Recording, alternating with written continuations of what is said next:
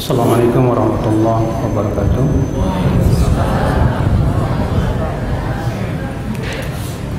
Alhamdulillahirabbil alamin wassalatu wassalamu ala asyrafil anbiya wal mursalin nabiyina Muhammadin wa alihi wa sahbihi wa man tabi'ahum bi ihsanin ila yaumiddin. Asyhadu an la ilaha illallah wahdahu la syarika lah wa asyhadu anna Muhammadan abduhu wa rasuluh. Qala Allah Ta'ala fi kitabihil karim, ya ayyuhalladzina amanu taqullaha haqqa tuqatih wa la tamutunna illa wa antum muslimun. Amma ba'd. Alhamdulillah, ibu-ibu dan bapak sekalian, kita bersyukur kepada Allah atas limpahan karunia dan nikmat yang Allah berikan kepada kita, terutama nikmat Islam dan nikmat iman dan nikmat berupa kesehatan dan waktu luang. Kita mohon kepada Allah agar Allah menambah kepada kita hidayahnya. Kita mohon kepada Allah agar Allah menambah kepada kita taufiknya. Dan itu yang selalu kita minta setiap harinya 17 kali. Kita berucap ihdinas siratal mustaqim. Ya Allah, berikan kepada kami hidayah kepada jalan-Mu yang lurus. Bayangkan kita sholat 5 waktu itu 5 kali sehari, dan jumlah rakaatnya 17 kali. Berarti 17 kali kita minta hidayah kepada Allah Subhanahu wa Ta'ala. Kalau kita tambahkan dengan sholat-sholat sunnah, berarti lebih dari 17 kali kita minta hidayah kepada Allah Subhanahu wa Ta'ala. Ini menunjukkan penting sekali kita untuk minta hidayah. Karena subhanallah, nikmat yang sangat besar yang Allah berikan kepada seorang hamba adalah nikmat hidayah. Dan nikmat hidayah itulah ya akhi yang paling berhak kita bergembira dengannya. Allah berfirman, "Qul bi fadlillah wa bi rahmatihi fabidzalika falyafrahu huwa khairum mimma yajma'un." Katakan, ya dengan karunia Allah dan rahmatnya lah hendaklah mereka bergembira. Itu lebih baik daripada apa yang mereka kumpulkan dari kehidupan dunia. Adakah yang lebih besar daripada hidayah? Dengan hidayah kita mendapatkan petunjuk menuju jalan ke surga. Dengan hidayah kita tahu ini halal, ini haram. Dengan hidayah kita tahu ini hak, ini batil. Dengan hidayah kita tahu ini diridhai oleh Allah atau dibenci oleh Allah Subhanahu wa Ta'ala. Oleh karena itu ya akhi, mencari hidayah adalah merupakan barang carian setiap muslim. Setiap muslim harus mencari hidayah. Subhanallah, ikhwatul Islam, azani Allah wa iyyakum. Lalu bagaimana kita bisa mendapatkan hidayah secara sempurna? Yang selalu kita minta setiap harinya, ihdinas siratal mustaqim, ihdinas siratal mustaqim. Bagaimana kita supaya mendapatkan hidayah secara sempurna? Untuk mendapatkan hidayah secara sempurna, berarti kita harus memenuhi syarat-syaratnya. Syarat untuk mendapatkan hidayah. Yang kedua, kita harus meninggalkan penghalang-penghalang untuk mendapatkan hidayah. Apa syarat untuk mendapatkan hidayah? Syarat untuk mendapatkan hidayah yang pertama adalah iradah, ada keinginan untuk mendapatkan hidayah. Karena manusia, kata Al-Imam Ibnu Qayyim rahimahullah, diberikan oleh Allah Subhanahu wa Ta'ala 2 kekuatan. Kekuatan yang pertama adalah quwwatul iradah, yaitu kekuatan keinginan. Yang kedua adalah kekuatan pemahaman. Siapa yang menggunakan 2 kekuatan ini, maka dia akan diberikan oleh Allah Subhanahu wa Ta'ala hidayahnya. Syarat ini harus kita penuhi. Kita harus berusaha untuk apa? mempersiapkan keinginan kita untuk mendapatkan hidayah. Kemudian ikhwatul Islam azanillah wa iyyakum, syarat selanjutnya kata Al-Imam Ibnu Qayyim agar kita mendapatkan hidayah, yaitu kita perlu tempat hidayah yang cocok. Apa itu tempat hidayah? Yaitu hati kita. Rasulullah SAW memberikan perumpamaan hidayah dengan hati itu seperti air hujan dengan tanah. Al-Imam Al-Bukhari rahimahullah meriwayatkan di dalam sahihnya, demikian pula Imam Muslim meriwayatkan dalam sahihnya, bahwa Rasulullah SAW bersabda, "Mathalu ma ba'athani Allahu minal huda wal ilm." Perumpamaan apa yang Allah utus aku berupa hidayah dan ilmu, kamathali ghaithin asabat ardan, seperti air hujan yang menimpa tanah. Fakanat minha ta'ifah tayyibah, di antara tanah itu ada yang subur dan gembur. Qabilatil ma wa ambatatil ushbal kathir ka'al-kala wal ushbal kathir. Karena tanah itu subur, ia bisa menerima air dengan baik. Lalu ia pun menumbuhkan tanaman-tanaman yang bagus. Wa taifatun ukhra ajadib. Tanah yang kedua kata Rasulullah, tanah yang keras. Amsakatil ma, dia hanya bisa menahan air, tapi tanah itu kurang bisa mengambil faidah dari air tersebut. Adapun yang ketiga, wal ukhra innama hiya qi'an, ia adalah bagaikan tanah yang licin dan tandus. La taqbalu ma'an wa la tumsiku ma'an wa la tumbitu kala'an. Dia tidak bisa menahan air, tidak pula bisa untuk menumbuhkan tanaman. Bayangkan, subhanallah, ini sebuah perumpamaan yang sangat indah sekali kepada kita. Rasulullah SAW mengumpamakan ilmu itu seperti air hujan. Air hujan bermanfaat tidak untuk tanah? Bermanfaat, Pak. Tapi kalau tanahnya tanah yang tandus, air hujan itu bukan menjadi bermanfaat, Pak. Tapi air hujan itu menjadi air bah, longsor yang sangat mengerikan. Kalau tanahnya banyak penyakitnya, banyak hamanya, maka menerima air hujan dan menumbuhkan tanaman itu pun kurang bagus. Sama dengan hati kita. Al-Quran dan hadis adalah ilmu. Ia bagaikan air hujan, sangat dibutuhkan oleh tanah, dan tanah itu adalah hati kita. Hati kita apabila subur, gembur, bening, ia bersih daripada syubhat dan syahwat, insya Allah itu akan menimbulkan tanaman-tanaman amal yang ranum, buah-buahan yang manis. Tapi kalau hati kita, ibu-ibu dan bapak sekalian, banyak penyakit-penyakitnya, banyak hama-hamanya, maka ilmu itu terkadang tidak bermanfaat untuk kita. Ilmu itu atau hati kita kurang bisa menerima ilmu tersebut, sehingga terkadang subhanallah, orang yang menuntut ilmu tapi masih ada di sana penyakit syahwat. Orang yang menuntut ilmu tapi masih ada penyakit cinta dunia. Orang yang menuntut ilmu tapi masih ada penyakit cinta ketenaran.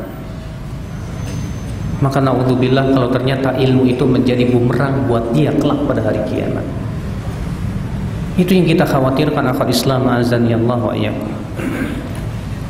Makanya kata Al-Imam Ibnu Qayyim, siapa yang ingin mendapatkan hidayah yang sempurna, maka hendaklah dia mempersiapkan tempat air hujan itu dengan baik dulu. Coba tanya kepada petani, bagaimana supaya caranya tanah itu menjadi subur dan gembur. Petani pasti akan mengolahnya, diberikan pupuk, dicangkul dulu. Caranya supaya tanah itu menjadi subur, Agar apa? Dia bisa menerima air hujan dengan baik. Demikian pula Bapak sekalian, ibu-ibu sekalian, agar kita mendapatkan hidayah, penting kita mencangkul hati kita, memberikan benih-benih yang baik kepada hati kita. Supaya apa? Hati kita menjadi subur. Ketika mendapatkan ilmu, maka itu berbuah menjadi amal. Tapi ketika hati kita tidak kita pelihara, hati kita masih banyak penyakitnya, ketika mendapatkan ilmu bukannya berbuah amal, tapi malah berbuah menjadi kesombongan, berbuah menjadi rasa ujub dan bangga diri. Dia merasa dia punya ilmu banyak, dia merasa dia punya banyak hafalan, hafal Al-Quran, hafal hadis, tapi ternyata hafalannya bukan menambah dia tawadu, ilmunya bukan menambah dia semakin tunduk kepada Allah, ilmunya bukan menambah rasa khusyuk dia kepada Allah, tapi malah menambah apa? Kesombongan. Ia merasa dirinya lebih hebat daripada yang lain, ia menganggap remeh orang lain. Subhanallah, itu akibat daripada hatinya ternyata masih banyak penyakit-penyakitnya. Ikhwatul Islam azani Allah wa iyyakum. Maka inilah ya akhul Islam, agar kita mendapatkan hidayah yang sempurna, syaratnya adalah kita berusaha untuk membeningkan hati kita. Oleh karena itulah di dalam Al-Quran, masalah pembeningan hati sangat diperhatikan oleh Al-Quran. Bapak tahu dan ibu-ibu tahu tidak?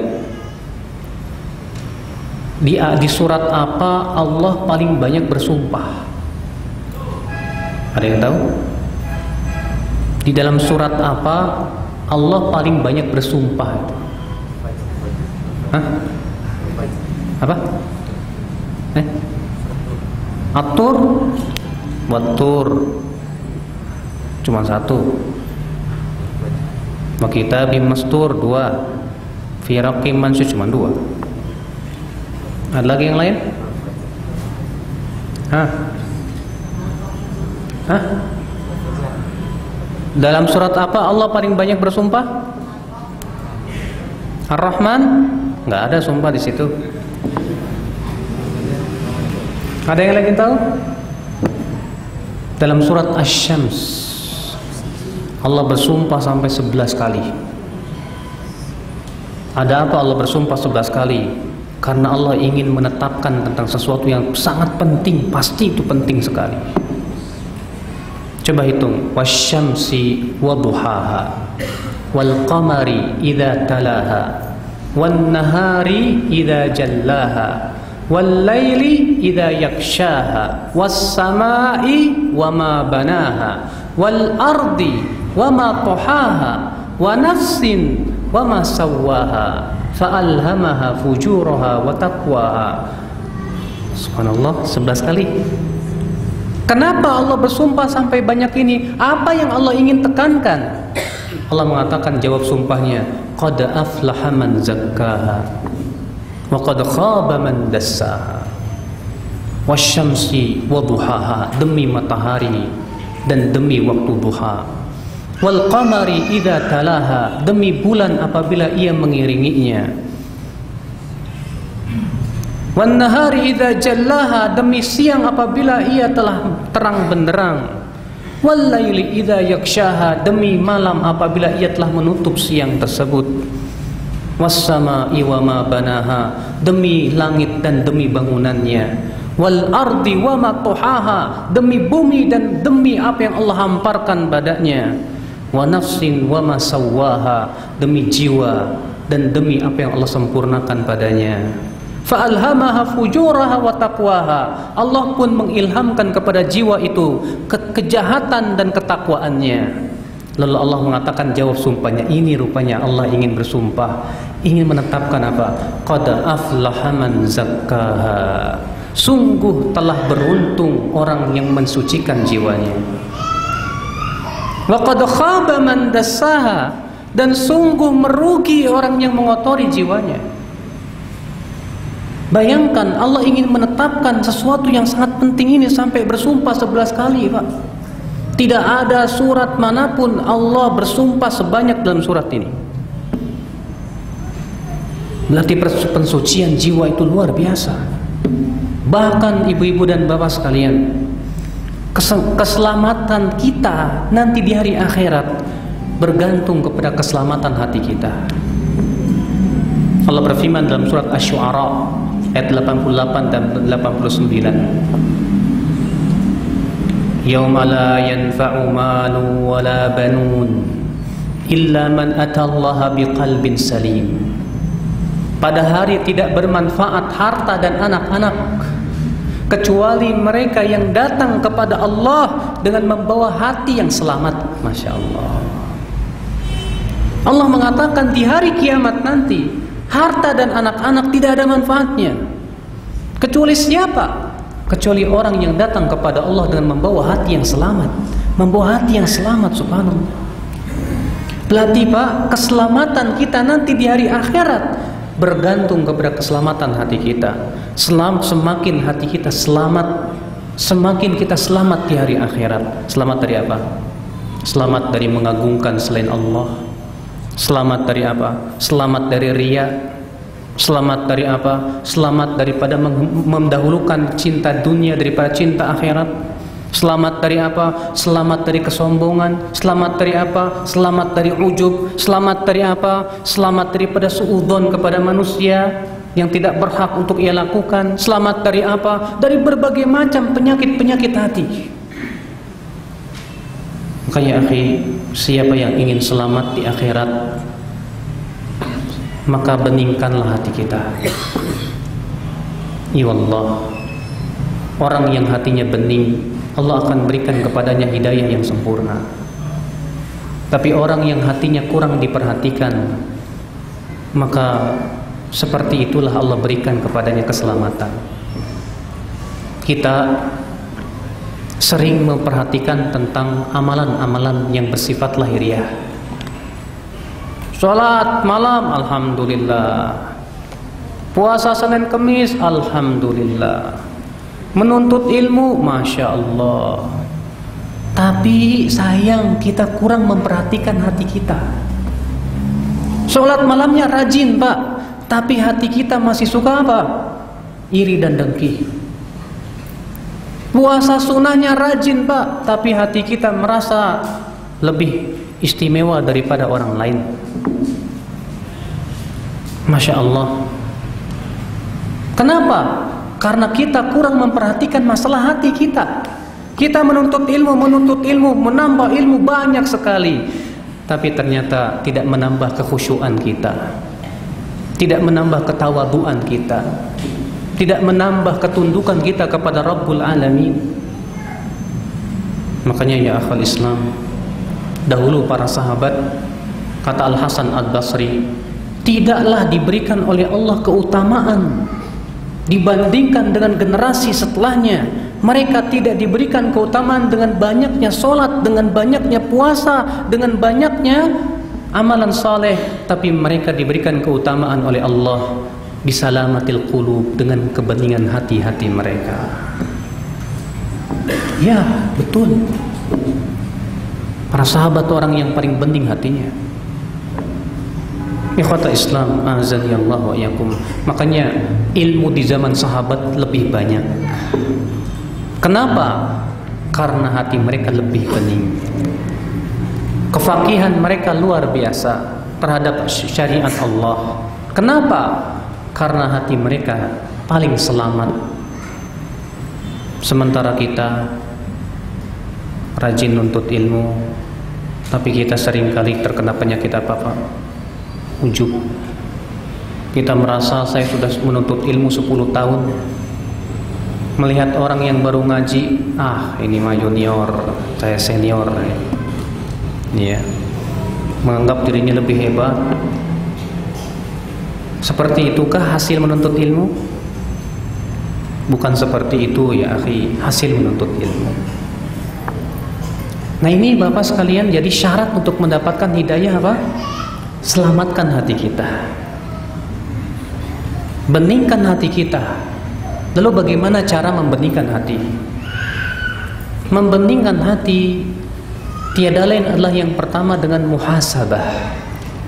yaitu dengan cara berintrospeksi diri. Coba tanya di hati kita, masihkah di hati kita ada rasa meremehkan orang lain? Kalau kita masih ada Pak meremehkan orang lain, ini musibah Pak, ini sombong nih Pak namanya Pak. Sebab ketika Rasulullah SAW mendefinisikan sombong, apa kata Rasulullah? Al-kibru batarul haqqi wa ghamtun nas. Sombong itu menolak kebenaran dan menganggap remeh manusia. Kalau kita memandang orang lain karena dia miskin atau karena dia ilmunya lebih dangkal dari kita, lalu kita pandang dia dengan pandangan peremehan, laati maaf, dalam hati kita masih ada kesombongan. Dan Rasulullah mengatakan apa? La yadkhulul jannah man kana fi qalbi mithqala habatin min mithqala dzarratin min kibrin. Tidak akan masuk surga orang yang ada dalam hatinya sebesar biji sawi dari kesombongan, kata Rasulullah sallallahu alaihi wasallam. Coba setiap kita untuk berintrospeksi diri. Masihkah kita lebih mencintai dunia daripada kehidupan akhirat? Coba tanya kepada hati kita, pernahkah kita melihat orang lain, kita merasa bahwa dia lebih baik daripada saya? Al-Hasan Al-Basri berkata, min alamatiz zuhdi, di antara tanda orang yang zuhud, di antara tanda orang yang zuhud apa? Yaitu seseorang apabila melihat saudaranya sesama muslim, dia merasa saudaranya lebih baik dari dia. Itu tandanya dia zuhud. Kalau kita melihat teman kita, saudara kita, kita merasa tampaknya dia lebih baik dari saya. Mungkin kelihatannya amalan dia sedikit, tapi subhanallah ketika dia sendirian, dia orang saling takut kepada Allah. Saya tidak tahu bagaimana amalan dia ketika ia sendirian. Saya merasa dia lebih baik dari saya. Masya Allah, alhamdulillah. Berarti hati kita selamat dari apa? Kesombongan. Berarti hati kita diberikan oleh Allah ketawaduannya. Ikhwatal Islam, azani Allah wa iyyakum. Nah ini, agar kita mendapatkan hidayah, berarti kita harus mempersiapkan hati yang selamat. Subhanallah. Berkata ya Qurrah bin Muawiyah, kata Qurrah bin Muawiyah, kana afdalahum indas salaf, adalah orang yang paling utama di sisi salafus salih terdahulu, aslamuhum qalban wa lisanan, yaitu orang yang paling selamat hati dan lisannya. Subhanallah. Jadi salafus soleh terdahulu, bapak dan ibu-ibu sekalian, menganggap orang yang paling tinggi derajat di antara mereka, yang paling utama di antara mereka siapa? Yang paling selamat hati dan lisan. Kita ini subhanallah lisannya masih belum selamat Pak. Masih senang ngobrolin orang, ya, menyebutkan kesalahan orang, ngejelek-jelekan orang. Padahal disebutkan dalam hadis yang dihasankan oleh Syekh Al-Albani rahimahullah, disebutkan kepada Rasulullah SAW tentang seorang wanita yang dia banyak sholat tahajudnya, banyak sodakohnya, dan dia pun juga Masya Allah puasanya tak pernah tinggal. Tapi sayang wahai Rasulullah, lisannya suka menyakiti tetangganya. Apa kata Rasulullah? La khaira fiha, wanita itu tidak ada kebaikannya. Hiya finnar, dia dalam api neraka. Padahal dia sholat malamnya rajin, padahal dia puasa sunnahnya rajin, padahal infak sodakonya banyak, tapi gara-gara lisannya suka menyakiti temannya, suka menyakiti tetangganya, Rasulullah tidak menganggap itu semua sebagai sebuah kebaikan. Rasulullah mengatakan tidak ada kebaikannya wanita itu, dia dalam api neraka. Lalu dikatakan kepada Rasulullah, ada lagi wahai Rasulullah seorang wanita yang ia hanya sholat fardu saja, dan ia pun juga tidak banyak sodakohnya, tapi ia tak pernah lisannya menyakiti siapapun juga. Maka Rasulullah bersabda, hiya fil jannah, dia dalam surga. Di dalam surga. Ya akhal Islam, Jadi ini syarat kita untuk mendapatkan hidayah yang sempurna, mempersiapkan hati yang bening, yang selamat dari syahwat, dari syubhat, dari cinta dunia dan yang lainnya. Kemudian akhul Islam, untuk mendapatkan hidayah secara sempurna, yaitu meninggalkan penghalang-penghalang untuk mendapatkan hidayah. Di sana ada tabir-tabir hidayah. Di sana ada sesuatu yang bisa menghalangi seseorang untuk mendapatkan hidayah. Ada, Pak. Al-Imam Ibnu Qayyim menyebutkan hampir 10 sebab atau 10 tabir hidayah yang menyebabkan seseorang tidak dapat hidayah, Pak. Apa itu? Yang pertama kata beliau, al-kibr, sombong. Dulu iblis tidak dapat hidayah karena sombong, Pak. Allah mengatakan kepada iblis, usjudu li Adam, sujud kamu ke Adam. Tapi apa iblis mengatakan? Khalaqtani min nar wa khalaqtahu min tin. Engkau ciptakan aku dari api dan engkau ciptakan Adam dari tanah. Api kan lebih baik daripada tanah. Seharusnya Adam dong sujud ke saya. Itulah Pak, Mbak, Ibu, ya, orang sombong itu tidak akan dapat hidayah. Orang yang merasa dirinya mempunyai ilmu yang banyak, ketika mendapatkan atau diberikan nasihat oleh seseorang, dia bersombong diri, dia merasa dirinya lebih hebat, lebih alim, lebih punya kelebihan. Akhirnya dia tidak mau mendapatkan nasihat dari manusia. Banyak orang pandai memberikan nasihat, tapi jarang orang yang pandai menerima nasihat. Memberi nasihat semua bisa, apalagi ustadz. Kalau ustadz paling pintar memberikan nasihat. Tapi untuk menerima nasihat butuh kepada kebesaran jiwa, Pak. Butuh kepada kelapangan dada. Untuk menerima kritikan, ada orang mengkritik kita dan memang kebetulan kita salah, kita seringkali panas. Kurang ngajar nih orang. Ya. Padahal Al-Imam Adz-Dzahabi rahimahullah, ketika beliau mengomentari perkataan Ibrahim bin Adham, apa kata Ibrahim bin Adham? Kata Ibrahim bin Adham, ma arafallah man ahabba syuhrah. Belum mengenal Allah orang yang masih cinta ketenaran. Apa kata Imam Adz-Dzahabi? Min alamatil mukhlis annahu idza iba ala fi'lihi i'tarafa walam yusir walam yuharrid wa yaqul rahimallahu imra'an ahda ilayya uyubi. Tanda orang yang ikhlas,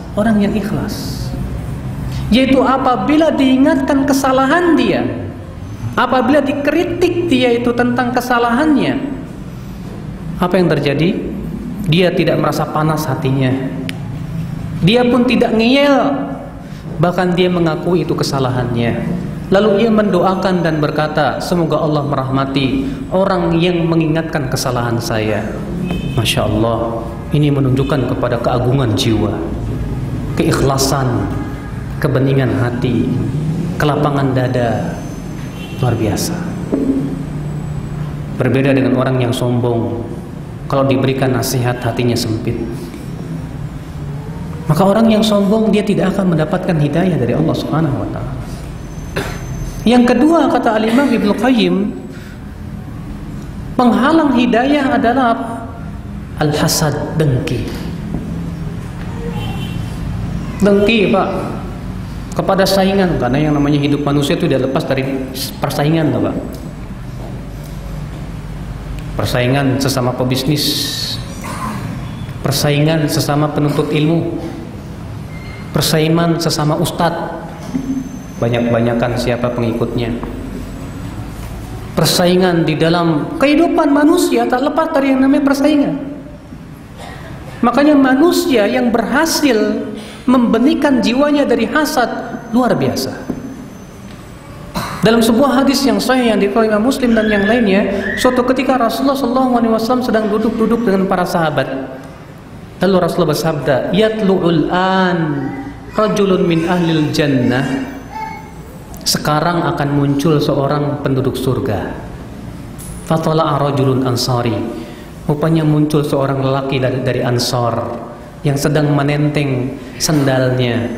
Terlihat dia baru selesai berwudu. Keesokan harinya Rasulullah kembali bersabda, "Yatlu'ul an rajulun min ahlil jannah." Sekarang akan keluar penduduk surga. Ternyata yang keluar orang yang sama. Keesokan harinya, hari yang ketiga, Rasulullah bersabda lagi, "Yatlu'ul an rajulun min ahlil jannah." Sekarang akan keluar penduduk surga. Ternyata yang keluar itu lagi. Akhirnya Abdullah bin Amr bin As berkata, "Saya ingin tahu bagaimana ibadah dia. Kok bisa dia masuk surga?" Makanya dia datang ke rumahnya, lalu berkata, "Hai fulan, izinkan saya tinggal di rumahmu 3 hari saja." "Silakan," kata orang Ansor ini. Akhirnya 3 hari 3 malam dia memperhatikan orang ini bagaimana ibadahnya. Ternyata tidak banyak ibadahnya. Setelah 3 hari, apa kata Abdullah bin Amr? "Hai fulan, saya sebetulnya sengaja tinggal di rumahmu, ingin melihat bagaimana ibadahmu, karena aku mendengar Rasulullah SAW bersabda bahwa akan muncul penduduk surga yang ternyata yang keluar kamu 3 kali berturut-turut. Ternyata amalanmu kok nggak banyak." Apa kata orang Ansor ini? "Amalanku seperti yang kamu lihat, itulah amalan saya. Tapi saya tidak pernah merasa dengki kepada siapapun juga. Saya tidak pernah merasa hasad kepada siapapun juga."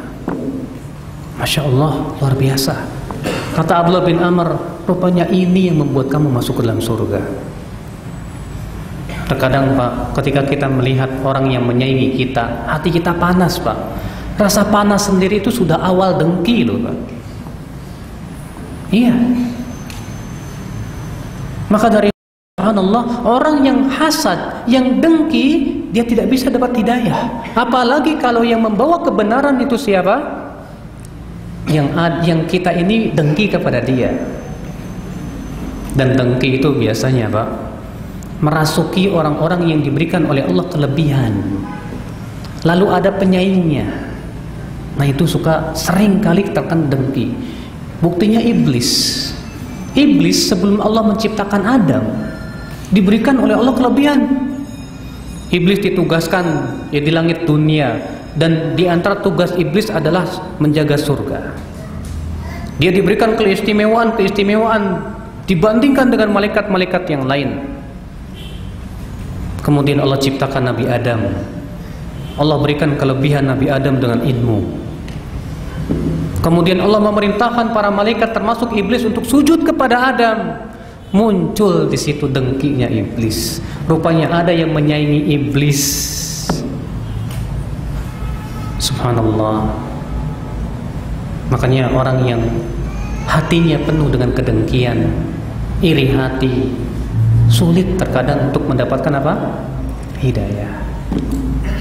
Iwallah. Yang ketiga, orang yang sulit mendapatkan hawa nafsu siapa Pak? Yaitu muttabi'un lil hawa, pengekor hawa nafsu. Orang yang mengekor hawa nafsu, apalagi disertai dengan cinta dunia yang berlebihan, sulit sekali mendapatkan hidayah. Ibu-ibu dan bapak sekalian, pernahkah kita mendengar sebuah kisah yang terjadi di zaman Nabi Musa? Ia bernama Bal'am. Si Bal'am diajarkan oleh Allah ilmu tentang Taurat, bayangkan. Diajarkan oleh Allah Subhanahu wa taala ilmu tentang Taurat. Tapi apa yang terjadi Pak? Si Bal'am tinggalkan ilmunya. Dia pun malah memusuhi Nabi Musa alaihissalatu wassalam. Maka Allah mengkisahkan di dalam surat Al-A'raf.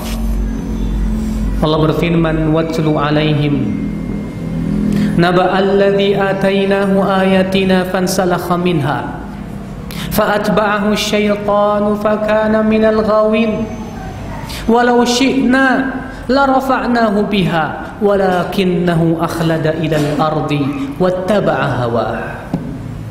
Bacakan kepada mereka tentang kisah orang yang kami ajarkan ayat-ayat kami, lalu ia lepas dari ayat-ayat kami itu. Lalu setan mengikutinya, jadilah ia orang-orang yang sesat. Walau syi'na, padahal kalau kami kehendaki, la rafa'nahu biha, kami akan muliakan ia dengan ayat-ayat kami itu. Walakinnahu akhlada ilal ardi wattaba'a hawa, tapi sayang, dia lebih condong kepada dunia dan mengikuti hawa nafsunya. Gara-gara dua penyakit ini dia tidak dapat hidayah, padahal ilmunya banyak, Pak. Apa itu? Cinta dunia yang berlebihan dan apa? Mengikuti hawa nafsu. Naam. Kalau orang tersesat karena dia tidak tahu, rata-rata mudah untuk rujuk kepada kebenaran. Ketika diberitahu, Mas maaf, ini ada hadisnya nggak boleh. Oh, nggak boleh ya? Nggak tahu saya. Alhamdulillah. Tapi kalau orang tersesat karena ngikutin hawa nafsu, ini yang paling susah, Pak. Bapak tegakkan dalil 1000 dalil, gak diterima sama dia. Bahkan ditakwil-takwil. Oh, maksud dalil itu begini, oh maksud hadis itu begini. Dia tafsirkan sesuai dengan keinginan dia dan hawa nafsu dia. Makanya Allah mengatakan apa? Wa man adallu mimman ittaba'a hawahu bighairi hudan minallah. Siapakah yang lebih sesat dan yang paling sesat dari orang yang mengikuti hawa nafsunya dengan tanpa petunjuk dari Allah Subhanahu wa taala. Sudah tahu dia itu tidak boleh, tapi kok diamalin terus. Nah ini Pak susah. Ini namanya ngikutin hawa nafsu. Terkadang sulit, ya. Akhi azani Allah wa iyyakum. Maka dari itulah orang yang ingin mendapatkan hidayah yang sempurna, segera beningkan hatinya dari ittiba'ul hawa, mengikuti hawa nafsu. Segera beningkan hatinya daripada apa? Cinta dunia yang berlebihan. Semua jujur Pak, semua kita cinta dunia. Siapa ya di antara ibu-ibu dan bapak mengatakan saya tidak cinta dunia? Tak mungkin, bohong. Siapa yang mengatakan di antara kita saya tidak cinta dunia? Kata siapa? Ya. Bapak suka nggak kalau punya mobil yang bagus? Suka, tuh kan? Cinta dunia. Karena cinta dunia itu sesuatu yang sudah Allah fitrahkan kepada kita. Allah berfirman, zuyyina lin-nasi hubbus syahawati minan nisa'i wal banina wal qanatiril muqantarah minadh dhahabi wal fiddati wal khailil musawwamati wal an'ami wal harth. Dihiaskan kepada manusia apa? Hubbus syahawat, cinta syahwat. Berupa apa? Wanita, anak-anak dan harta yang melimpah ruah. Naam. Namun yang berbahaya adalah orang yang tertipu oleh dunia sehingga melalaikan ia dari kehidupan akhirat dia. Cari dunia, tak peduli halal dan haram. Maka ini ya akhi, ini yang menghalangi seseorang dari apa? Hidayah. Mengikuti hawa nafsu dan condong kepada kehidupan dunia, tertipu oleh kehidupan dunia. Rasulullah tidak takut umatnya fakir miskin, tidak. Umatnya fakir, Rasulullah nggak khawatir. Justru yang Rasulullah khawatirkan umat Islam itu dibukakan pintu-pintu kesenangan dunia. Lalu kemudian umat Islam berlomba-lomba mencari dunia. Itu yang Rasulullah khawatirkan. Dalam hadis yang dikeluarkan oleh Bukhari dan Muslim dari hadis Abdullah bin Amr bin Al-As, Rasulullah SAW bersabda apa? Mal faqru akhsha alaikum. Bukan kefakiran yang aku khawatirkan kepada kalian wahai umat Islam. Wa inama akhsha alaikum an tuftaha lakumud dunya. Justru yang aku khawatirkan dibukakan kepada kalian pintu-pintu kesenangan dunia. Fatanafasuha. Kalian pun berlomba-lomba mencari dunia. Kama tanafasuha. Sebagaimana orang-orang sebelum kalian berlomba-lomba mencari dunia. Fatuhlikukum kama ahlakathum. Lalu dunia menghancurkan kalian, membinasakan kalian sebagaimana dunia membinasakan orang-orang sebelum kita. Bukannya kita tidak boleh cari dunia, Pak. Cari dunia penting, Pak. Bahkan kata Ibnu Abbas apa? Thalabul halal jihad. Mencari rezeki yang halal itu jihad. Tapi yang dilarang itu, Pak, kita tertipu dengan kehidupan dunia. Orang seperti ini sulit untuk mendapatkan hidayah. Coba lihat antum, Mbak. Orang yang cinta kedudukan untuk dapat hidayah susah, Pak. Dia akan mikir, ini nguntungin gak buat kedudukannya? Kalau nguntungin buat kedudukannya baru. Kalau tidak menguntungkan, maaf. Iya, kenapa? Karena kedudukan dia lebih dia sukai daripada mendapatkan hidayah Allah Subhanahu wa taala. Sering demikian. Ikhwata Islam azani Allah. Kemudian penghalang selanjutnya, yang keempat, dari penghalang hidayah, yaitu ar-rufaqa, ya, sahibus su, teman-teman yang buruk. Teman-teman yang buruk yang menyeru dia kepada neraka jahanam. Teman-teman buruk yang menggembosi dia dari jalan kebenaran. Teman-teman yang buruk yang senantiasa memberikan angin-angin menuju syahwat. Makanya di antara penyesalan penduduk api neraka, dia mempunyai teman yang tidak baik. Allah berfirman menghikayatkan perkataan penduduk api neraka, ya wailata laitani lam attakhidh fulanan khalila laqad adallani 'anil dzikri ba'da idh ja'ani wa kana syaitanul insani khadula. Penduduk api neraka ini berkata, aduh, andaikan aku tidak menjadikan si fulan sebagai teman dekat saya, sungguh ia telah menyesatkan aku setelah datangnya peringatan kepada saya. Subhanallah, gara-gara temannya dia masuk ke neraka. Abu Thalib meninggal dunia di atas kekafiran, Pak. Gara-gara siapa? Temannya. Rasulullah SAW datang ketika Abu Thalib sedang sakaratul maut. Lalu Rasulullah bersabda, ya am, qul la ilaha illallah. Hai paman, ucapkan la ilaha illallah. Kalimatan uhaju biha laka indallah. Kalimat ini aku akan bela kamu di sisi Allah. Sementara temannya Abu Jahal dan satu lagi saya lupa namanya Abdullah bin siapa, kata mereka apa? Hai Abu Talib, atarghab an millati Abdul Muttalib? Apakah kamu tidak suka dengan agama bapakmu Abdul Muttalib? Sementara Rasulullah mengulangi lagi, hai paman, ucapkan la ilallah. Sementara Abu Jahal mengulangi lagi, hai Abu Talib, apakah kamu tidak menyukai agamanya Abdul Muttalib? Akhirnya Abu Talib memutuskan untuk mati di atas agamanya Abdul Muttalib. Kenapa, Pak? Teman-teman yang buruk. Makanya Pak, Ibu, kita diperintahkan untuk mencari teman yang saleh. Dan kita diperintahkan untuk sabar dengan teman yang saleh. Bahkan subhanallah Pak, manfaat teman saleh itu bukan cuma di dunia Pak, di akhirat pun juga. Imam Bukhari dan Muslim meriwayatkan dalam sahihnya, kata Rasulullah, ketika kaum mukminin telah melewati jembatan Sirat yang terbentang di atas api neraka, mereka telah berhasil melewati jembatan Sirat. Fama asyaddun nasi mujadalatan lillah illal mu'minun. Maka tidak ada orang yang paling keras jidalnya dengan Allah kecuali kaum mukminin. Apa kata mereka? Ya Rabb, ikhwanuna alladzina kanu yusalluna ma'ana wa yasumuna ma'ana hum finnar. Ya Rabb, teman-teman kami, saudara-saudara kami yang dahulu di dunia sholat bersama kami, berpuasa bersama kami, sekarang dalam api neraka. Lalu kemudian Allah berfirman kepada kaum mukminin, pergilah kalian ke neraka dan keluarkan orang-orang yang kamu kenal yang mengucapkan la ilaha illallah, keluarkan ia dari api neraka. Maka kaum mukminin pun bergegas, dia keluarkan teman-temannya dari api neraka. Itulah Pak, Ibu, iya, fungsinya teman yang soleh. Makanya kita memperbanyak teman-teman yang soleh, yang bisa memberikan motivasi kita ketika kita futur. Jangan kita berkata, tapi kan bergaul dengan siapa? Lah, itu bukan kaidah Islam. Rasulullah SAW sabda apa? Al-mar'u ala dini khalilih. Seseorang itu di atas agama temannya.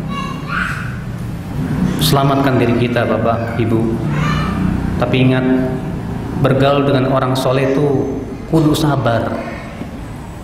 Karena orang soleh itu bukan malaikat, bukan nabi. Orang soleh manusia biasa yang tidak lepas dari kekurangan. Orang soleh manusia biasa yang terkadang jatuh kepada kesalahan. Makanya Allah berfirman apa? Wasbir nafsaka ma'al ladzina yad'una rabbahum bil ghadati wal 'ashyi yuriduna wajhah. Sabarkan dirimu wahai Muhammad untuk bersama orang-orang yang senantiasa menyeru Rabbnya di waktu pagi dan petang karena mengharapkan wajah Allah. Sabar. Memang kudu sabar. Terkadang kita ini Pak pengen punya teman nggak pernah salah sama kita. Salah sekali udah dicemberutin, udah tinggalin. Itu menunjukkan kita berteman bukan karena Allah. Makanya kata para ulama, tanda orang yang bertemannya karena Allah, saling mencintai karena Allah. Kalau teman kita itu bersikap ya sesuatu yang kita ini merasa nggak enak atau kesel sama dia, tidak berkurang rasa cinta kita kepada dia. Kenapa? Karena kita cinta dia karena Allah, karena keimanan dia, karena amalan soleh dia. Nah ini Bapak, penghalang hidayah yang keempat itu teman-teman yang buruk. Sholat Isya jam berapa di sini Pak? Hah? Nggak ada yang tahu? 5 menit lagi. Baik. Penghalang yang kelima. Kata Al-Imam Ibnu Qayyim rahimahullah, di antara penghalang hidayah, tabri hidayah, yaitu lebih mendahulukan akal daripada wahyu. Lebih mendahulukan apa? Akal daripada wahyu. Seperti iblis yang mendahulukan dan mendewakan akal dia. Maka orang yang selalu mendewakan akalnya, dia tidak dapat hidayah. Dia menilai segala sesuatu dengan akalnya. Kalau masuk di akal diterima, nggak masuk di akal dia tolak. Subhanallah. Ini terkadang Pak merasuki orang-orang yang merasa dirinya intelek gitu Pak. Karena dia punya gelar akademik, profesor, doktor, masya Allah. Akhirnya apa? Dia tertipu dengan gelarnya. Saya ini doktor, padahal doktornya ada masalah tanaman. Saya ini profesor, padahal profesor adalah masalah kimia. Tapi apa yang terjadi? Merasa dirinya hebat. Akhirnya apa? Al-Quran dia otak-atik dengan akalnya. Hadis pun dia otak-atik dengan akalnya. Akhirnya kalau Al-Quran dan hadis sesuai dengan akalnya diterima sama dia. Kalau nggak sesuai ditolak sama dia. Bagaimana akan dapat hidayah orang seperti ini Pak? Sementara syarat untuk mendapatkan hidayah apa? Ketundukan dan taslim yang sempurna kepada wahyu. Allah berfirman di dalam surat An-Nisa ayat 65. Fala wa rabbik la yu'minuna hatta yuhakkimuka fima shajara bainahum.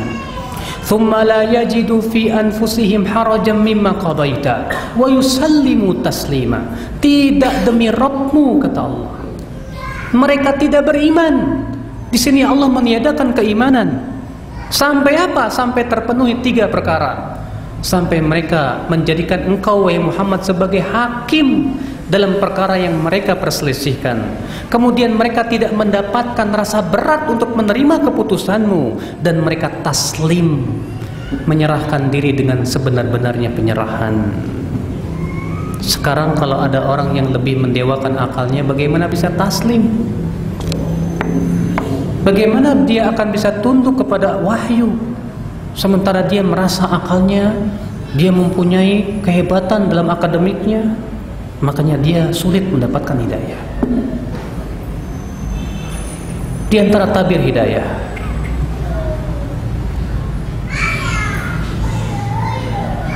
seseorang lebih mendahulukan nenek moyangnya daripada mengikuti apa yang Allah turunkan.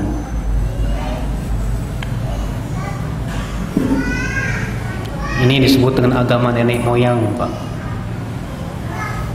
Dan itu keyakinan orang musyrikin dahulu Pak. Coba baca dalam surat Al-Baqarah, Allah berfirman apa? Wa idza qila lahum ittabi'u ma anzalallah qalu bal nattabi'u ma alfayna alaihi aba'ana awalau kana aba'uhum la ya'qiluna syai'an wa la yahtadun. Apabila dikatakan kepada mereka ikuti apa yang Allah turunkan, apa kata mereka? kami lebih mengikuti apa yang kami temukan dari nenek-nenek moyang kami, dari bapak-bapak kami, dari tradisi adat istiadat kami.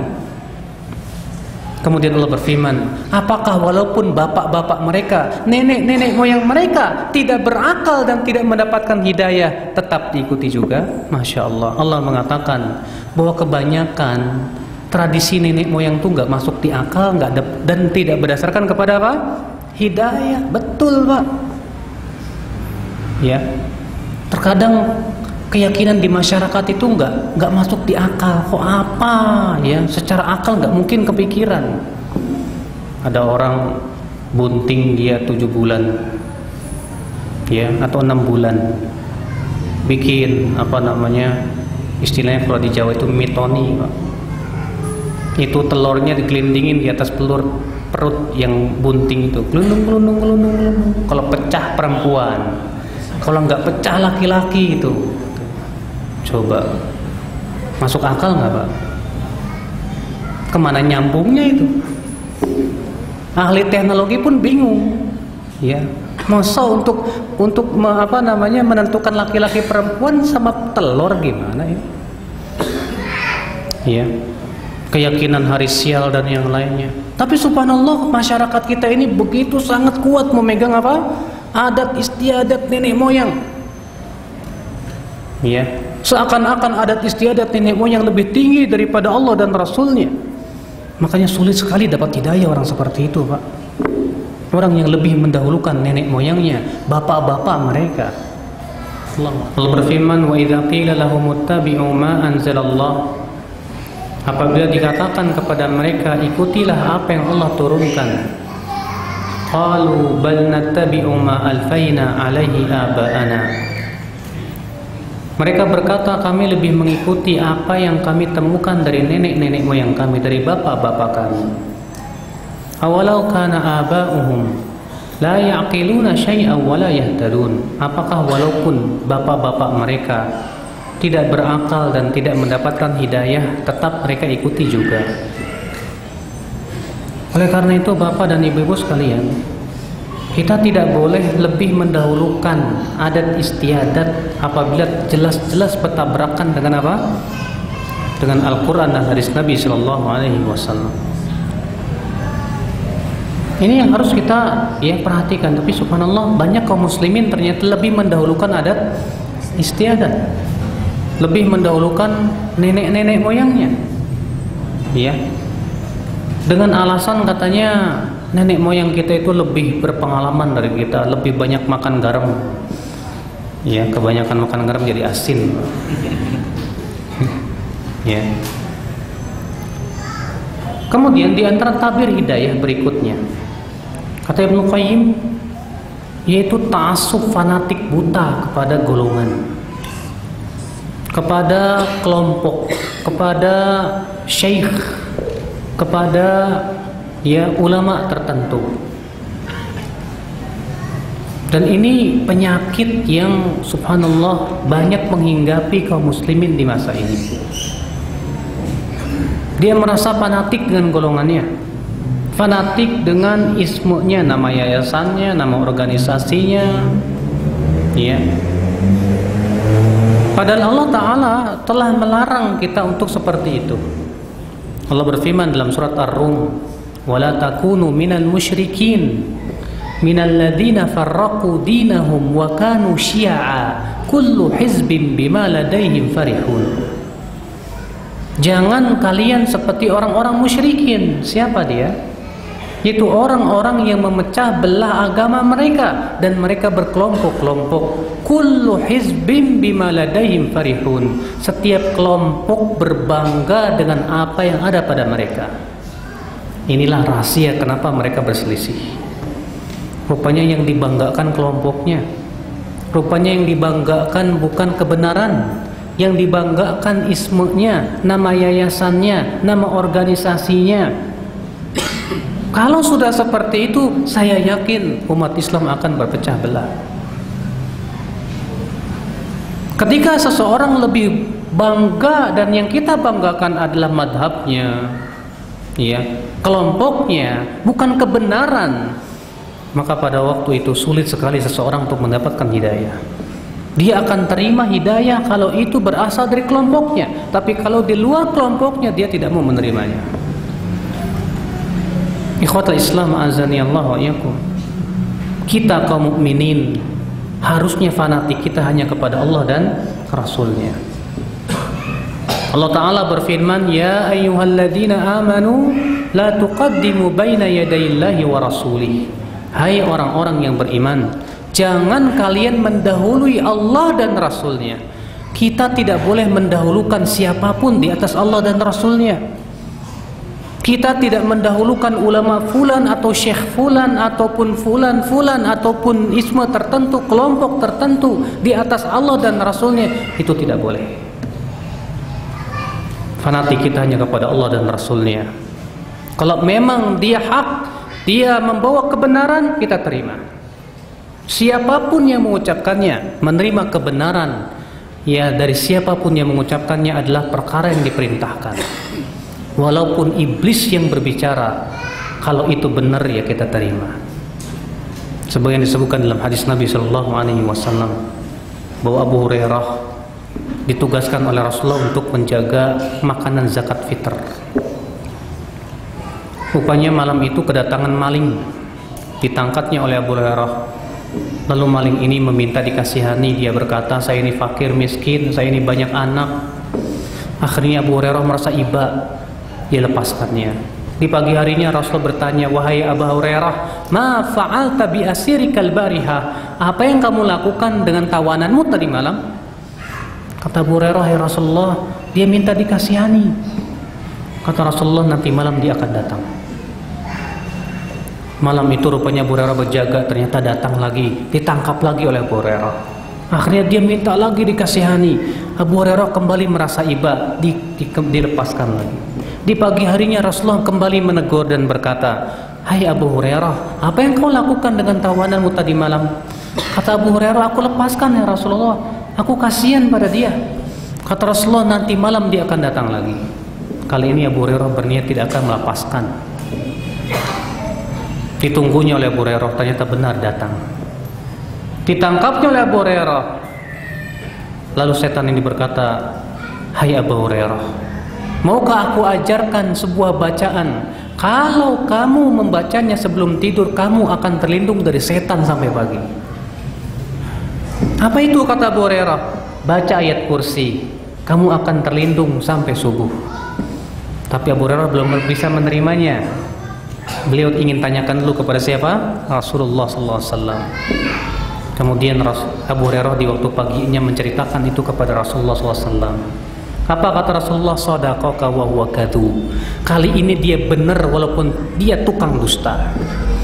Hai Abu Hurairah, kamu tahu siapa yang 3 malam berturut-turut datang mencuri itu? Siapa ya Rasulullah? Itu setan. Ya. Jadi setan tuh, jin itu ada yang kerjanya tukang mencuri, Pak. Kalau di Indonesia namanya tuyul. Ya. Subhanallah, ya, ketika yang diucapkan oleh setan ini benar, Rasulullah membenarkan. Tapi Pak, bedakan antara menerima kebenaran dengan bersimpuh kita menuntut ilmu. Kata para ulama, menerima kebenaran dari siapapun na'am, kalau itu memang benar, jelas. Tapi untuk menuntut ilmu kita tidak boleh kepada sembarang orang. Lihat buktinya. Ketika setan mengucapkan kebenaran, Rasulullah membenarkan. Tapi Rasulullah tidak berkata kepada Abu Hurairah, hai Abu Hurairah, nuntut ilmu sana sama setan. Tidak kan? Tidak. Menuntut ilmu hanya kepada para ahlinya saja. Ikhwatul Islam azani Allah wa iyyakum. Maka dari itu ya akhal Islam, ketika kita lebih fanatik golongan kita, lebih membanggakan isme, maka itulah terkadang kita sulit untuk mendapatkan hidayah dari selain kelompok kita. Dan itu termasuk tabir hidayah yang menghalangi seseorang untuk mendapatkan hidayah dari Allah Subhanahu wa ta'ala. Maka ya akhi, jadikan fanatik kita hanya kepada Allah dan Rasulnya, bukan kepada golongan, bukan kepada kelompok, bukan kepada yayasan, bukan kepada organisasi, bukan. Kemudian di antara tabir hidayah kata Ibnu Qayyim, lebih mencintai tanah air daripada mencintai kebenaran. Hubbul watan, mencintai tanah air, melebihi daripada mencintai kebenaran. Tersebar di antara kita sebuah hadis, hubbul watan minal iman. Mencintai tanah air itu katanya termasuk bagi bagian iman. Ketahuilah ini hadis tidak ada asalnya sama sekali. Tidak dikeluarkan oleh para ulama hadis di dalam kitab apapun juga. Maka para ulama hadis menyatakan hadis ini batil, tidak ada sanadnya dan tidak ditemukan, itu tidak ada asalnya. Justru ketika kita lebih mencintai tanah air kita daripada mengikuti kebenaran, itu bisa menghalangi kita untuk mengikuti apa? Kebenaran. Makanya dahulu ketika kaum mukminin diperintahkan untuk hijrah ke kota Madinah, mereka tidak mau hijrah karena lebih mencintai tanah airnya. Akhirnya mereka tidak mendapatkan hidayah dari Allah Subhanahu wa taala. Allah berfirman, innal ladzina tawaffahumul malaikatu zalimi anfusihim qalu fima kuntum qalu kunna mustad'afina fil ard qalu alam takun ardullahi wasi'atan fatuhajiru fiha faulaika ma'wahum jahannam. Ya, sesungguhnya orang-orang yang Allah wafatkan, yang diwafatkan oleh para malaikat berkata, kenapa kalian tidak berhijrah? Mereka berkata, kami orang-orang yang lemah di muka bumi. Kata malaikat, kenapa kalian tidak hijrah? Bukankah bumi Allah itu luas? Ya, mereka itu tempatnya dalam neraka jahanam dan itu seburuk-buruknya tempat kembali. Rupanya lebih mencintai tanah air daripada kebenaran, itu ternyata salah satu tabir hidayah, sehingga dia tidak mendapatkan apa? Hidayah dari Allah Subhanahu wa taala. Maka inilah ya akhir Islam yang disebutkan oleh Ibnu Qayyim daripada tabir hidayah. Kalau kita tinggalkan tabir hidayah ini, insya Allah kita akan mudah mendapatkan hidayah dari Allah Subhanahu wa taala. Ini saja yang bisa sampaikan. Kita buka tanya jawab. Ada yang nanya tidak?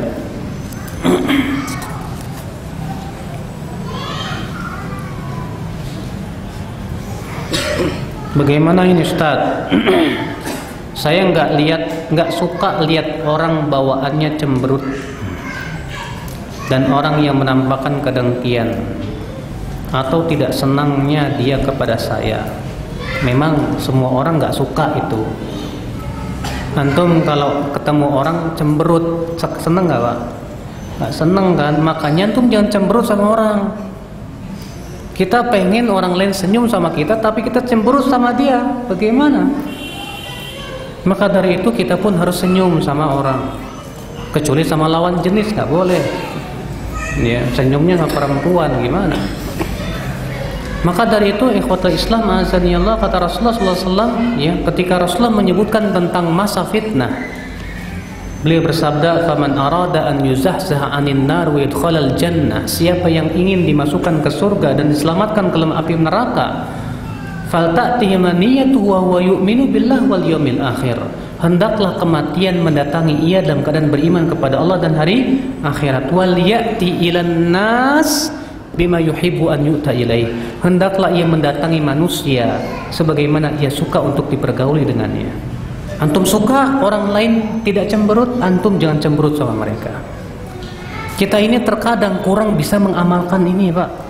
Kita sudah tahu tersenyum di wajah saudaramu itu sedekah, tapi ketemu sama saudara terkadang nggak mau senyum. Senyumnya mahal, Pak. Mahal sekali. Padahal cuma senyum doang dapat sedekah luar biasa. Iya.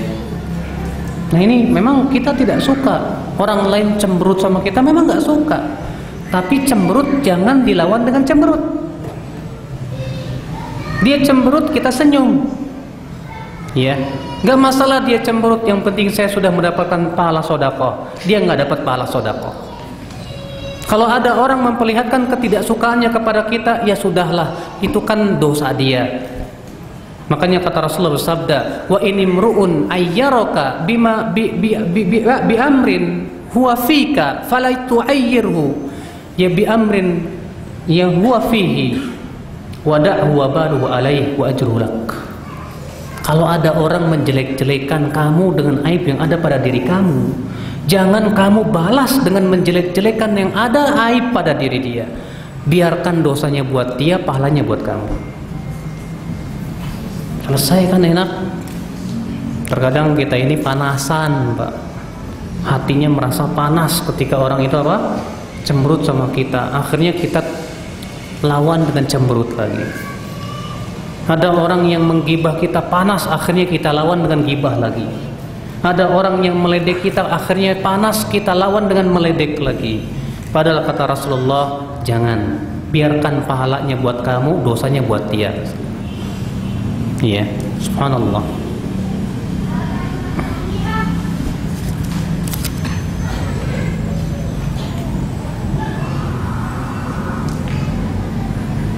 Auratul mar'ah jami'u badaniha ilal wajh wal kaffain. Aurat wanita seluruh badannya kecuali wajah dan dua telapak tangan. Apakah hadis ini dhaif? Terjadi ikhtilaf para ulama tentang hadis Asma bintu Abu Bakar itu, di mana Rasulullah bersabda kepada Asma, "Hai Asma, wanita kalau sudah balik maka tidak boleh terlihat dari wajah badannya kecuali wajah dan telapak tangan." Syekh Albani mengatakan hadis itu hasan karena ada dua jalan yang saling menguatkan. Sementara Syekh Mukbil mengatakan hadisnya lemah. Terjadi ikhtilaf para ulama tentang hukum menutup wajah atau cadar, apakah wajib atau sunnah. Sebagian ulama mengatakan wajib, ya. Dan ini pendapat yang dipegang oleh banyak ulama di Saudi zaman ini. Adapun di Indonesia yang mewajibkan itu pendiri Nahdlatul Ulama NU, itu Kiai Haji Hashim Asy'ari. Beliau mewajibkan cadar. Alasannya karena wajah wanita itu yang paling memfitnah. Antum ketika nador perempuan lihat kaki apa lihat wajah? Ya, karena ya wajah lebih memfitnah daripada kaki, sedangkan kaki saja harus ditutup, apalagi wajah.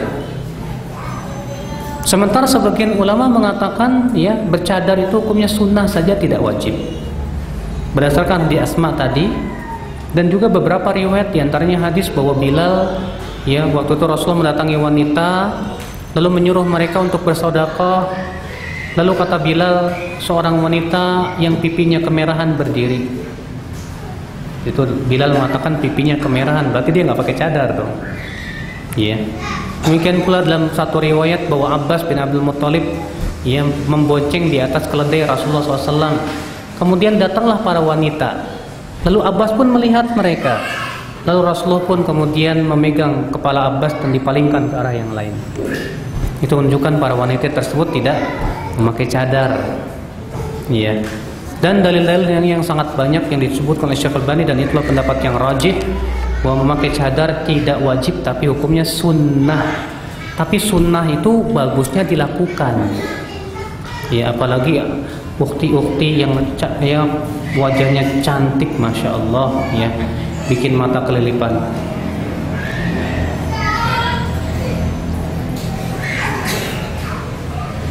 Bolehkah mengikuti kajian yang di dalamnya banyak kebatilan, ya, dan berbicara selalu tanpa dasar ilmu?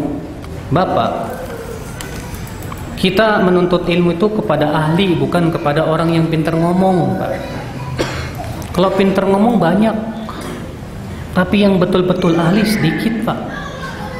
Kalau Bapak belajar komputer sama orang yang gak lulus-lulus ujian, gimana? Gak mau lah, saya maunya sama orang yang ahli. Itu masalah dunia, Pak, apalagi masalah akhirat.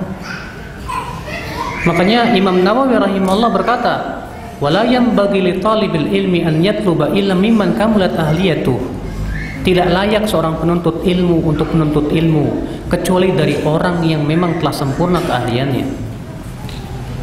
Dalam hadis yang dikutip Imam Ibnu Mubarak dalam kitab Az-Zuhud, Rasulullah bersabda, apa kata Rasulullah? "Inna min asyratis sa'ah an yultamasal ilmu indal asagir." Di antara tanda hari kiamat, ilmu itu diambil dari al-asagir. Ibnu Mubarak ketika menafsirkan hadis ini, beliau berkata, "Al-asagir hum ahlul bidah."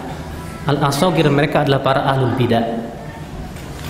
Ibnu Umar berkata, "Dinak, fa inna ma huwa damuk wa lahmuk, khudh 'anil ladina istaqamu wa la ta'khudh 'anil ladina malu." Kata Abdullah bin Umar, seorang sahabat, agamamu jagalah, ia adalah darah dan dagingmu, ambil dari orang yang lurus dan jangan kamu ambil dari orang yang menyimpang. Makanya guru yang harus kita ambil itu pertama ahli dalam bidangnya, yang kedua lurus akidah dan manhajnya, yang ketiga kata Ibnu Jamaah akhlaknya baik. Karena kita belajar kepada guru bukan hanya sebatas ilmunya, tapi kita belajar apa? Akhlaknya. Itu penting. Akhlak Islam azanillah ya. Ya. Bagaimana sikap terhadap suami yang masih suka berbuat maksiat? Ibu, biarlah suami berbuat maksiat, asal ibu jangan berbuat maksiat sama suami. Bukan berarti saya membiarkan ibu mendiamkan suami, tidak. Maksudnya saya adalah jangan membalas maksiatnya suami dengan maksiatnya ibu kepada suami. Tetap ibu memberikan nasihat kepada suami, mengingatkan bahwa itu maksiat. Bang, ini kan nggak boleh. Ini dalilnya bang. Ada dalil dalam Al-Quran. Ya. Ternyata setelah diberikan nasihat, suami masih maksiat. Akhirnya ibu cemberut, nggak mau melayani suami. Malah ibu berbuat maksiat sama suami. Akhirnya sama-sama berbuat dosa. Salah. Makanya kata para ulama, dosa jangan dilawan dengan dosa. Ya. Kalau suami berbuat maksiat, kita hanya sebatas memberikan nasihat yang bermanfaat. Tapi kita tidak boleh, ibu tidak boleh, ya, kemudian malah cemberut sama suami, tidak mau melayani suami. Jangan. Terkadang ibu, ya, kita dahulu ibu menikah sama dia kenapa? Ya saya sama-sama senang. Ya, ibu tahu nggak dulu berbuat maksiat? Ya sama-sama berbuat maksiat sih. Ya akhirnya saya menikah. Alhamdulillah sekarang saya dapat hidayah. Alhamdulillah ibu sekarang dapat hidayah. Sekarang bagaimana ibu berpikir supaya suami ibu dapat hidayah? Dulu ibu menikah sama-sama berbuat maksiat kan? Nah sekarang bagaimana supaya sama-sama dapat hidayah? Sabar bu, karena manusia itu tak mudah seperti kerbau. Kerbau itu tinggal dimasukkan tali ke hidung, tarik kemana saja mau. Tapi manusia punya ego, manusia punya hawa nafsu. Untuk mendakwahi manusia butuh kepada apa? Kesabaran, waktu. Insya Allah mudah-mudahan, ya, dalam waktu dengan kesabaran, ya, doa, keikhlasan, insya Allah suami mendapatkan hidayah suatu ketika nanti.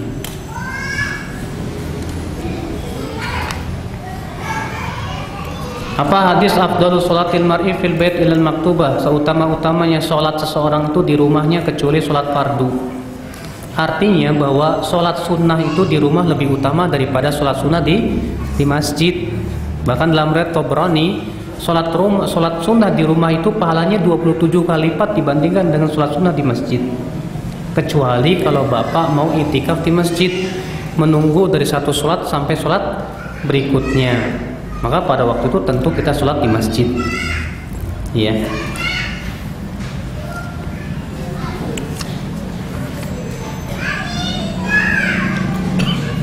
Ketika suami yang suka memberikan uang kepada keluarganya tanpa memberitahu kepada istri, timbul rasa prasangka dan iri hati. Apakah itu penghalang hidayah? Nah, ini bu, harus dilawan.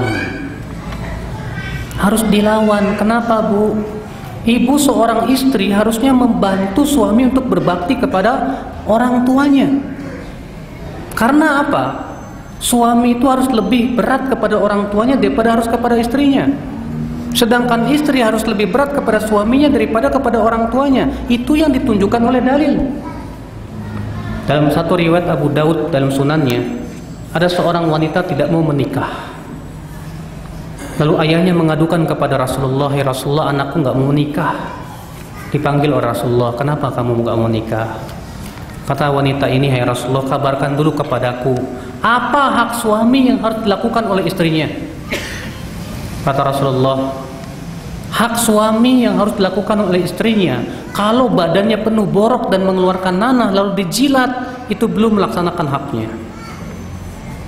Masya Allah, saking besarnya hak suami terhadap apa? Istri. Bahkan sampai Rasulullah bersabda, kalaulah aku memerintahkan seseorang untuk sujud kepada seseorang, aku akan perintahkan istri sujud ke suaminya, bukan ke orang tuanya. Tapi sujud itu hanya kepada Allah. Adapun suami kepada orang tua, naam, berdasarkan hadis bahwa dahulu kata Rasulullah, hadis ini sahih dari Muslim ya. Dahulu ada 3 orang yang masuk ke dalam gua. Tiba-tiba ada batu jatuh dari gunung menutup pintu gua. Lalu 3 orang ini berkata, kita tidak bisa selamat kecuali dengan tawasul dengan amalan soleh kita. Yang satu berkata, ya Allah, dahulu saya punya 2 orang tua yang sudah tua, dan selalu saya memberikan susu kepada mereka berdua. Suatu malam, suatu hari saya terlambat pulang, sehingga kemalaman saya dapetin orang tua saya sudah tidur. Lalu kemudian saya pun peras susunya. Lalu saya datang, ternyata mereka sudah tidur. Saya tunggu terus sampai pagi. Sementara anak-anak dan istri saya kelaparan. Saya tidak mau mendahulukan orang tua saya mendahulukan istri dan anak saya di atas orang tua saya. Saya tunggu sampai akhirnya mereka bangun, lalu saya pun memberikan susu. Setelah itu saya berikan kepada anak istri saya. Ya Allah, kalau memang itu amal kebaikan yang saya ikhlas karenanya, tolong bukakan, selamatkan kami dari ini. Bergeser batunya sedikit. Makanya ibu, ya, kalau suami memberikan tanpa memberitahu ibu, itu sudah hak suami. Ibu jangan marah, karena ini sudah syariat kita. Tapi ibu berusaha berpikir bagaimana ibu bisa mendapatkan pahala besar dari suami.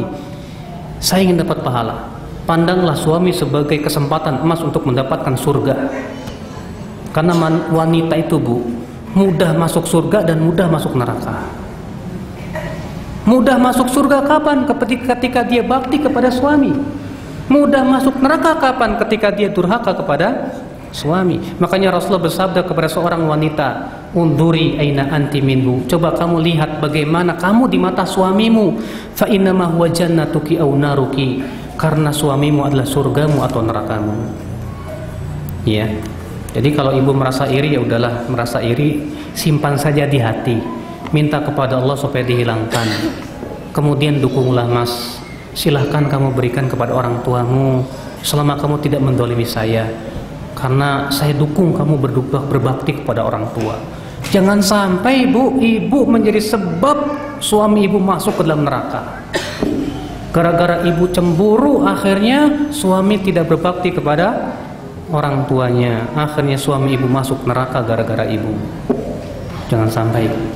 Kalau ibu cinta sama suami, dukunglah suami untuk berbakti kepada orang tuanya. Iya. Afwan Ustadz, masalah hasad tadi, terkadang ketika kita sakit hati terhadap orang lain dan kemudian sudah memaafkannya, sudah melupakan. Tapi kalau ketemu dengan orang itu, maka hal yang dilakukannya teringat lagi tuh Ustadz. Bagaimana cara menghilangkan? Pak, bukan akhlak yang baik kita mengingat kesalahan orang terus, Pak. Kata Imam Ahmad bin Hanbal, ya, inna min usyri akhlaqir rijal, ya sesungguhnya 1/10 akhlak seseorang adalah at-taghaful, melupakan kesalahan orang lain. Kalau orang melupakan kesalahan orang lain, udahlah, ya, dia juga manusia seperti saya.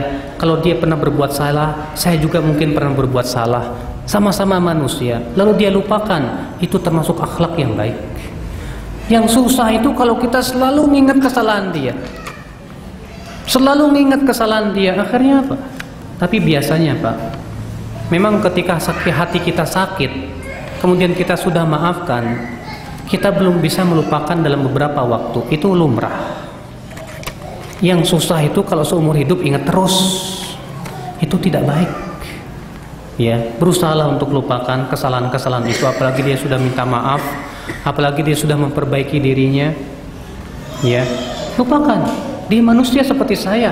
Kalau dia punya kesalahan, saya juga manusia. Tak ada gading yang tak retak. Ya.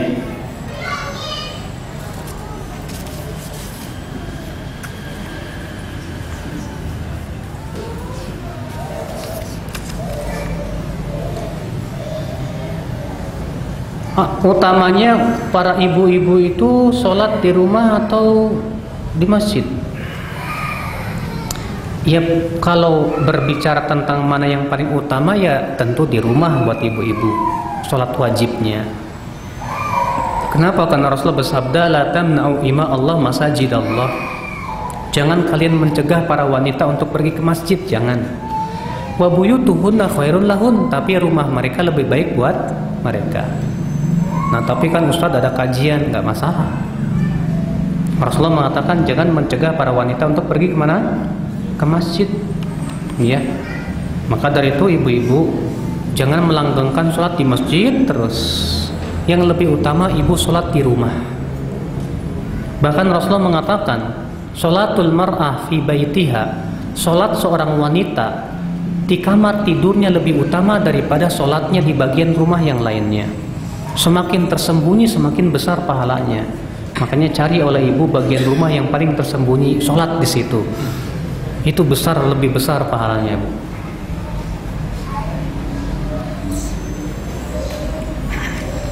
Bukankah Al-Quran menganjurkan kaum mukminin laki-laki dan perempuan untuk meramaikan masjid? Iya, Bapak yang diperintahkan oleh Allah dan Rasulnya kaum mukminin untuk meramaikan masjid. Adapun ummahat, Rasulullah sudah sebutkan lebih baik di rumah. Tapi kalau perempuan mau pergi ke masjid boleh, silahkan. Tapi yang lebih utama di mana? Ya, makanya Al-Quran dan hadis tidak boleh ditabrakan. Kenapa? Karena perintah memakmurkan masjid umum, sementara anjuran wanita untuk sholat di rumah khusus. Kaidah usul mengatakan apa? Yang umum bertemu dengan yang khusus, ya keumumannya dikhususkan. Ya. Bagaimana menjaga diri dari sihir? Apa benar kata orang bahwa sihir itu bisa ditanam di rumah orang tidak disukai?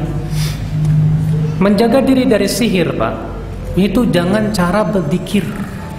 Menjaga zikir pagi petang, menjaga zikir masuk rumah, menjaga zikir ketika mau tidur, bangun tidur, ketika mau pakaian, mau keluar rumah. Kalau kita jaga itu zikir-zikirnya, insya Allah Allah lindungi kita. Sebenarnya disebutkan dalam hadis, Nabi Yahya diperintahkan oleh Allah untuk memerintahkan 5 perkara.